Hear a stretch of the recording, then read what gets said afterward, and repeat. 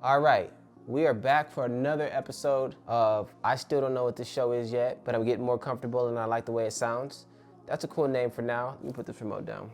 Okay, well, what I had a conversation with Marcus today, we talked about building content around what I'm learning inside of my training for my insurance license. And I'll be honest, it blew my mind. And it wasn't blown away because like, oh, I'm gonna make so much money, but this is how this country's been operating for a long time through different mechanisms, systems, and insurance is a major one that I don't think majority of us understand how it works. Like, I don't think the majority of people, maybe you do, maybe you don't, understand that the purpose of insurance is to spread the risk of loss amongst many. So it's really a communal group effort that insurance is built on. There's several kinds of insurance companies. There's a mutual insurance company, which everyone who holds a policy actually owns a part of the company and then receives a dividend for all the excess premiums paid. That's something I didn't know. I had never got a check back. Have you got a check back? I don't think any of it. Maybe they got some kind of rebates, but I don't think that's something that we go into. It really kind of opened my mind up to think like, there are individuals who are using insurance to protect their assets, but they're not going to a company that's already established. They're actually creating it amongst themselves because there's enough of them in their community to say, all right, we're all gonna put in every month a premium, X amount of dollars,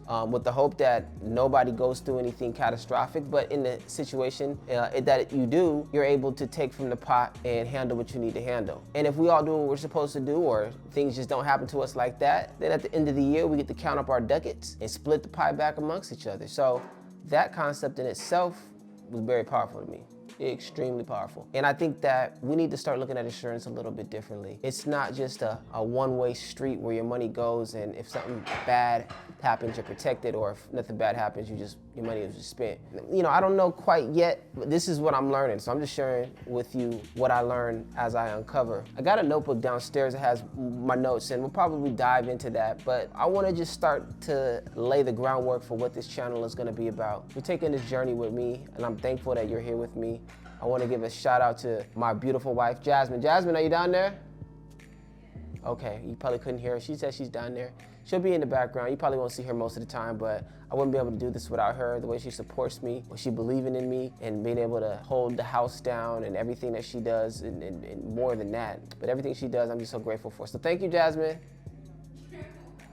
Perfect. And then the two kids running around, you're gonna see them running around here and there, Andre and Nyla. Also a big shout out to Marcus Woods for encouraging me to make this content. Thank you to Jabari and Shonda Ali for bringing me into the insurance industry and the financial services industry.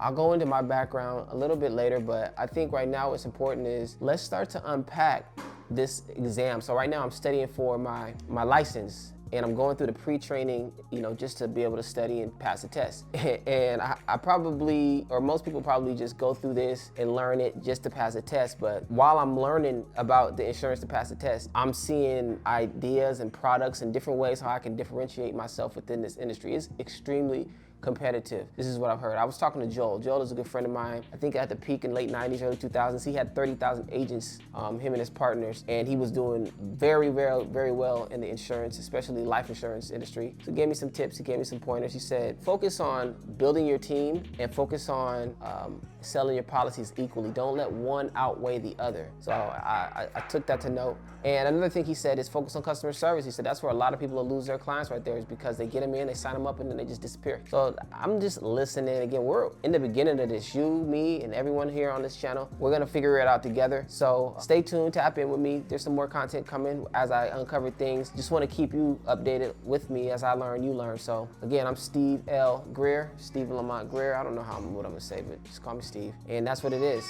all right? So catch you on the next one. Peace.